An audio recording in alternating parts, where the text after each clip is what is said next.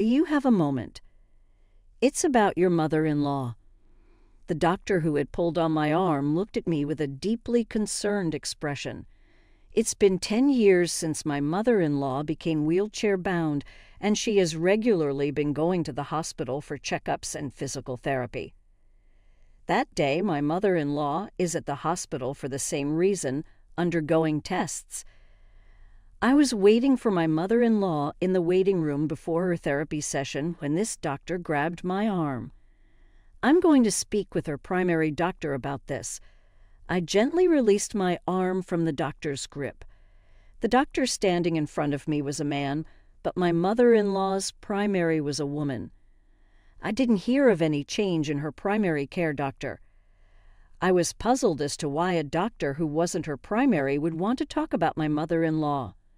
Seeing the suspicion in my eyes, the male doctor hastily grabbed my hands. "There's something neither your mother-in-law nor her primary doctor should hear. That's why I only want to tell you, huh? Only me." I took a step towards the doctor, who was looking at me with a grave expression. "My name is Julie. I'm a 37-year-old office worker. I work at a small and medium-sized company, but for some reason I've been working remotely lately. When I was a child, my mother left home, and I was raised in a single-parent family. My father was always like, 'Your mother was no good woman who ran off with a younger man, advising me to never meet her.' All I heard was that her name was Yvonne, and she was a spendthrift, treating me like a nuisance and my father like a slave. My parents eventually divorced, and thanks to my father working day and night, I was able to go to college and find a job, albeit not at a big firm. Even though I didn't have a mother, I never felt lonely because of all the love my father gave me. After starting work, I've lived alone and become independent. 14 years ago, I married Mike.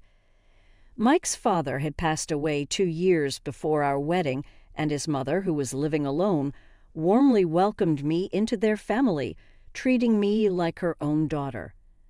For years into our marriage, my mother-in-law was involved in a car accident and became wheelchair-bound.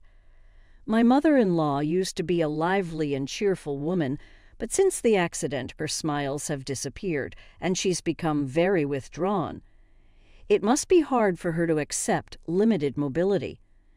Though she had various caregivers over the years, it seemed none of them were a good match, and she seemed to deteriorate. She kept contacting us, saying she felt lonely and wanted us to come back, even if it was for a short while. Concerned, we decided to move back into his family home to take care of her. We decided to take a week off, using our paid time off to dedicate to her care, and then return to our jobs once she was feeling better. My mother-in-law seemed relieved when my husband and I came to visit. After a few days, she began to smile again. But when we told her that we needed to get back to work, her demeanor changed completely. She didn't let us go. She was like, "No, please, both of you, don't leave. Don't leave me alone." Crying out, nearly hysterical.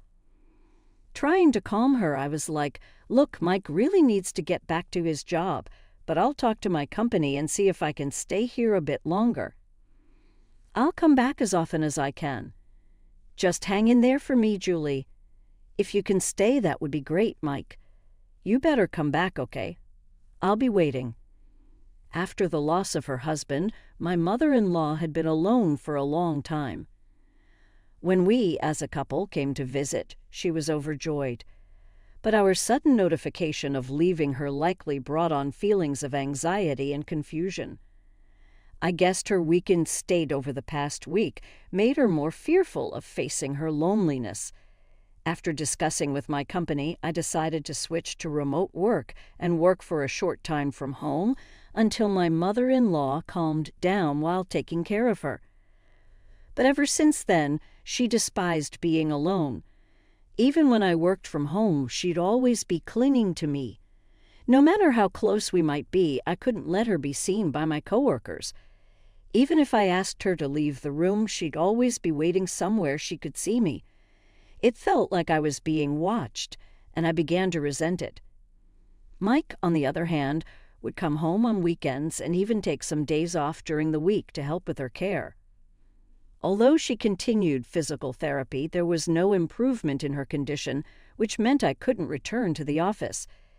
Our personal lives were dominated by her care, leaving no time for just the two of us.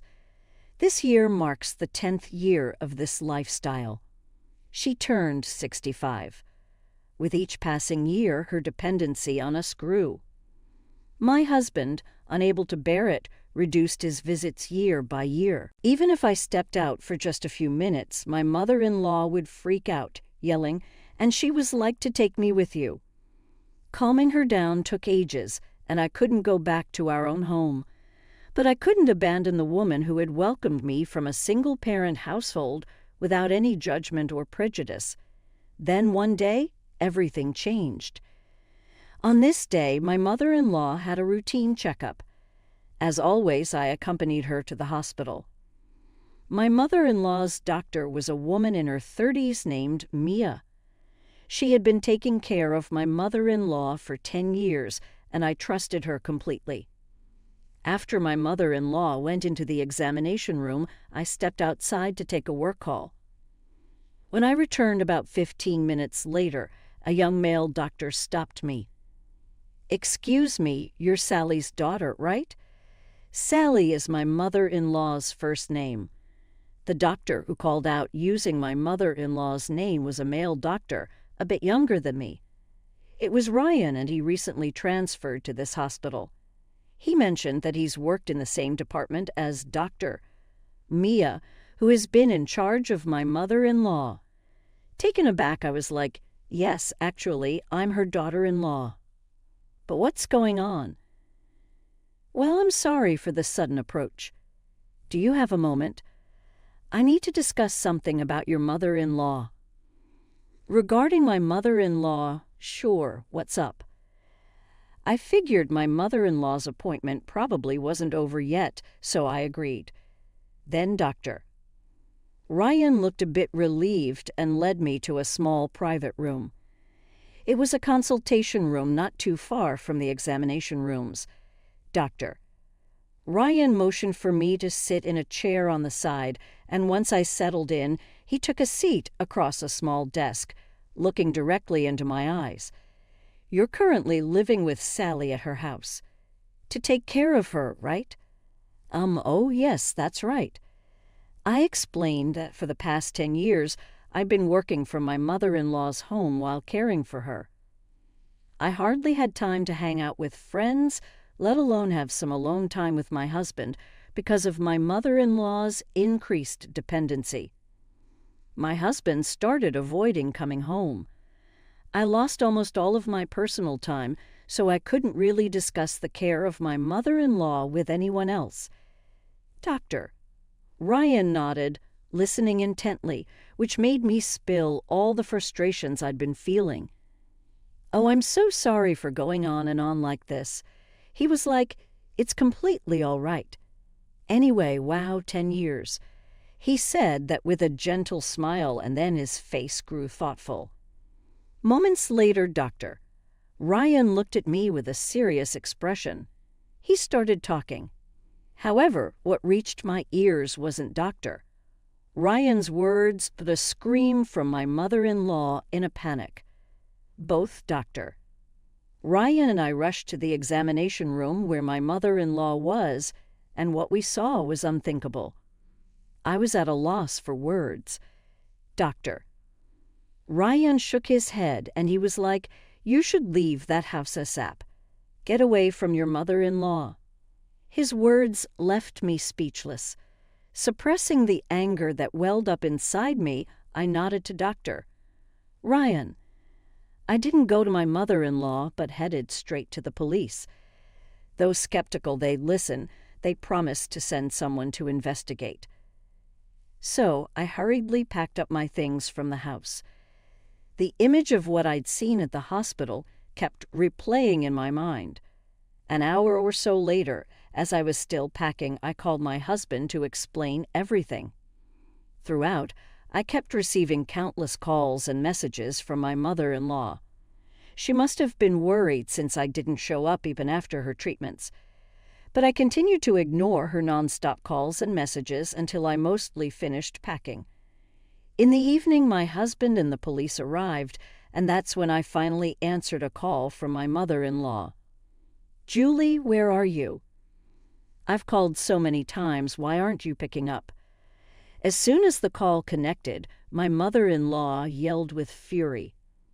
Normally, I'd apologize immediately, but this time, with a firm attitude, I was like, "I'm at home. Why did you leave me behind and go home first? How could you do that?" My mother-in-law continued to rant and rave. Sighing, I was like, "Hey, I realized I don't need to live with you anymore, so I'm going back to the house where my husband is." I told my mother-in-law firmly. "Well, Julie, what on earth are you thinking?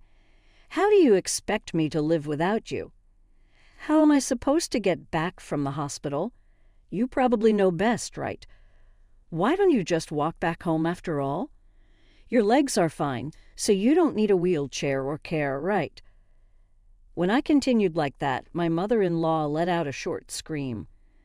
I could picture her being extremely upset. "You know I found out everything you've been hiding." I then relayed to my mother-in-law what Dr. Ryan had told me and what I had personally witnessed. According to Dr. Ian, recent tests showed that there were no issues with the muscles or nerves in my mother-in-law's body. That's when he thought it might be all in her head. He thought that maybe my mother-in-law genuinely believed she couldn't walk, and that belief was what was actually preventing her from walking. Apparently, the power of such beliefs can be incredibly strong, and he was considering not only physical therapy for her legs, but also psychological care. That's why he thought to include me as family in the care plan and had called me over. But it turned out even that wasn't necessary. While I was speaking with Dr. Ian, I heard a woman scream from the examination room. Was that my mother-in-law? Dr. Ian and I exchanged glances and quickly went to check the room. The exam room door had a window, and through it we saw my mother-in-law making gestures as if swatting away an insect. Indeed, the scream had been my mother-in-law's, but why would there be a bug in the exam room? As it turned out, my mother-in-law had mistaken dust for a bug. We saw her picking up the motionless dust and walking over to the trash can to throw it away. Incredibly, my mother-in-law walked without the need for a wheelchair or cane, moving with light steps. I stared in shock as Dr. Ian pushed me to the corner of the hallway.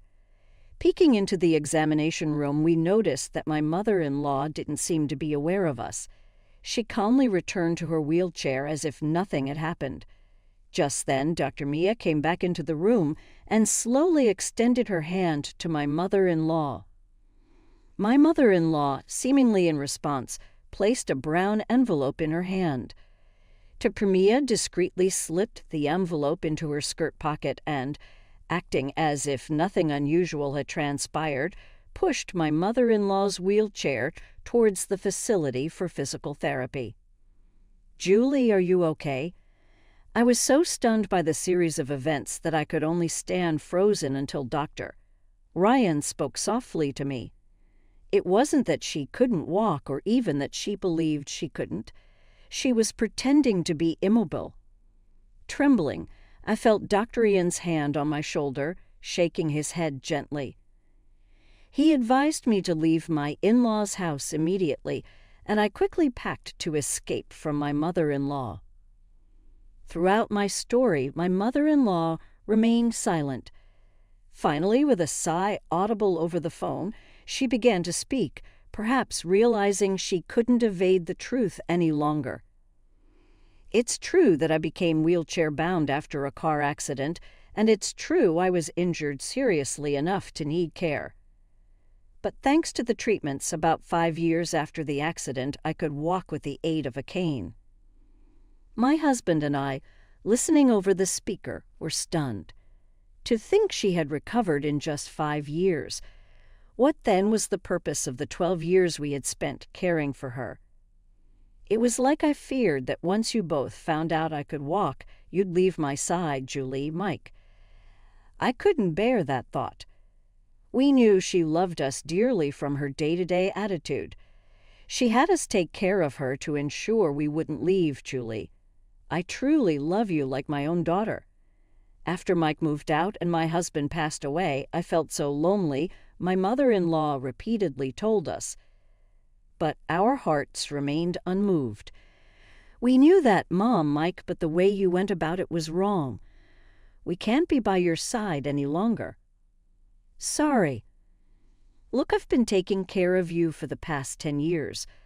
While working, my colleagues have experienced promotions, marriages, and childbirth. Because of your care, I couldn't have a child of my own. I had almost given up on having kids, but now I feel like the past 10 years are in vain. Why did you deceive us to the point of having us care for you? We would have visited you during our time off. Why did it have to be this way? I didn't mean to blame her, but as the words poured out, so did my tears. With my husband's reassuring me, I told my mother-in-law that I didn't intend to care for her anymore. We would leave her house today and never contact her again.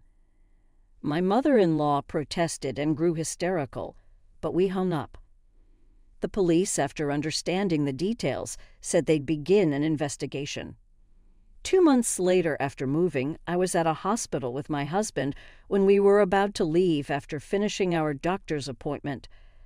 A familiar person rushed over to us. It was Dr. Mia, who was supposed to be my mother-in-law's doctor. We remembered her with fuller cheeks, but she looked gaunt, and fatigue emanated from her entire being. Wondering why she was at this hospital, we couldn't decline her as she approached with a desperate look. So it turns out, Dr. Mia knew all along that my mother-in-law's leg was healed, and she had accepted money from her to give her a disability diagnosis. She mentioned the money was also in the envelope she received from my mother-in-law that day. Apparently, due to a complaint by Dr. Rayan recently, the hospital found out, and she was fired immediately. Furthermore, since she had continuously forged medical certificates, she's likely going to be arrested for fabricating medical records, and it's almost certain that her medical license will be revoked. But she insisted that she didn't do anything wrong. Incredibly, Dr. Mia claimed that the money wasn't an appreciation gift from my mother-in-law, but hush money from my husband and me. She alleged we plotted to scam disability pension by making my mother-in-law disabled, and she had written the necessary documents reluctantly after we threatened her and paid her off. But there was no evidence of any of this. It was Dr. Mia who extended her hand to my mother-in-law that day. I couldn't believe that she put all the blame on us just because she was in trouble, about to be arrested. What are you talking about? We haven't done anything like that. No, that's the truth. I'm going to tell the police everything, Dr. Mia, her eyes red with rage, shouted, making us turn pale. While her claims had no evidence, it would also be tough for us to prove we had nothing to do with her. Terrified at the thought of being demanded to prove our innocence, a devil's proof, my husband and I were on the verge of tears when a woman approached us. She stood between Dr. Mia and us, shielding us. Aren't you the head doctor here? I urgently need to talk to you. Upon seeing the woman, Dr. Mia turned deathly pale. She quickly put on a forced smile, approached, buttering up the woman who was glaring at her. Do you need something for my daughter? The woman, glaring at Dr. Mia, was the head doctor of this hospital, and she was Yvonne, my mother. Yes, my mother, whom I was separated from as a child due to her divorce, was a doctor.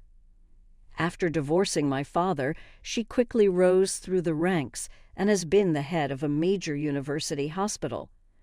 She was also one of the people who agreed with revoking Dr. Mia's medical license when she found out about her misdeeds. Oh, you're related. In that case, could you please just hear me out? I was only threatened by them and wrote the diagnosis reluctantly. As a mother, you wouldn't want your daughter to be a criminal, right? Can't you help me out? Dr. Mia begged, trying to invoke my mother's sympathy. Right then and there, but my mother shook her head. My mother was like, "Don't mess with me. You and Sally have been deceiving the hospital and the authorities for 10 years, keeping my daughters confined at home. Sally kept them at home because she was afraid to be alone. You, on the other hand, funded your debts from your nightlife with Sally's disability benefits. You frauds. You need to face appropriate punishment and make amends." Dr. Mia's plea was abruptly dismissed. No way, absolutely not. Dr. Mia realized there was nothing she could do, slumped to the ground in despair. Whispers and stares from those around us focused on her, and we couldn't help but watch with indescribable feelings. Suddenly, a strong pull came from behind. I was startled and turned around to find, astonishingly, my mother-in-law standing firmly beside my father. "You! What have you done to Julie?" My father shouted angrily at my mother. "Dad, why are you here and why with my mother-in-law?" When I heard that Sally was looking for Julie, I wanted to help. "You moved to a place without telling me. I thought I would meet you if I followed Dr. Mia." The reason I hadn't told my father our whereabouts was not just because of the family connection between my mother-in-law and him. Ever since my mother-in-law had a car accident, I had asked my father to look after her when I was out for work. It was during those times that they became close and started dating secretly behind the backs of both of us. I had found out about this last year when I happened to see my father and my mother-in-law talking closely at my in-law's house on a few occasions. After returning from an outing, I suspected their relationship and hence didn't tell my father when we moved. The very sight of them together now sent shivers down my spine. "Give Julie back." "I won't let you take her away, Julie."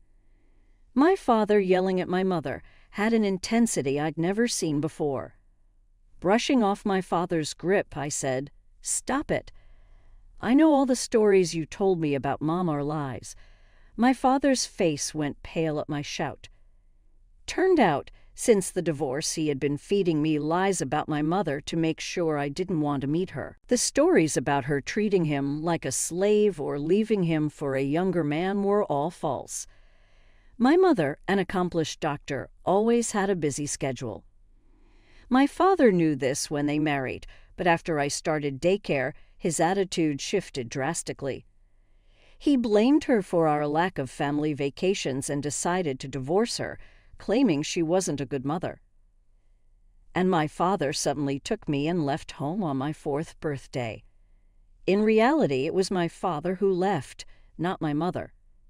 Following the divorce settlement, even though my mother had a decent income, she couldn't guarantee time for raising me. So my father was nominated to live with me. However, my mother had been sending a substantial amount in child support every month. I didn't know until I met my mother.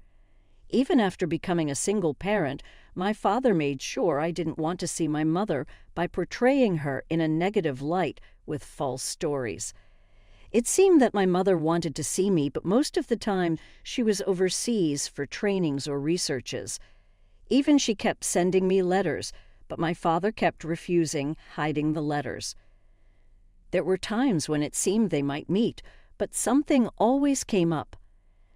Either my mother got an emergency call at the hospital, or my father would come up with an excuse to cancel at the last minute. I had been told since I was young that my mother couldn't be reached or that no one knew where she was. Turned out that was a lie. The reason my father could afford to travel once every 2 months and pay for my high school and college tuition was thanks to the child support money from my mother. Our comfortable life was all thanks to my mother. So the story of my father working late nights was also a sham to make it seem like he was struggling with parenting. He'd work a regular 9-to-5 job, then spend the night somewhere, coming home only in the early morning. When my father yelled and he was like, "Where's your proof?" my mother calmly showed him a mobile bank app. She was like, "This is how much I've transferred to you over the years for Julie, and your company unusually has strict policies against second jobs, so it was impossible. I can confirm with them if you like." My father crumbled, and my mother-in-law tried to comfort him. Seeing my father like this made me realize that I had been lied to my entire life. While the truth was shocking, I felt more anger than anything else. I was like, "Thanks for everything, Dad, but it's time to say goodbye." Saying that coldly, my father clung to me, and my mother-in-law was like, "Julie, your dad did everything he thought was best for you." No, he did it for himself. He lied about struggling as a single parent, using the money from my mom. And you lied to my husband and me, trying to bind us to your home.